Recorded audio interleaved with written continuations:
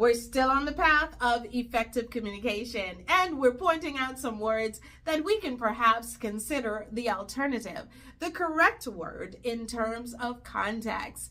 One of the words is seen. Oh my goodness.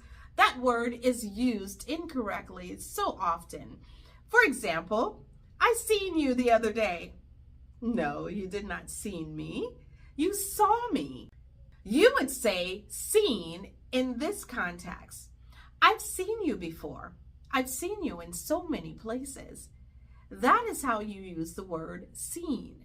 However, when you saw me, that's different. I saw you at the store. I saw that movie, not I seen that movie. Do research. Know the difference between seen and saw so that you'll be able to use both words in the proper context. That's what refinement is.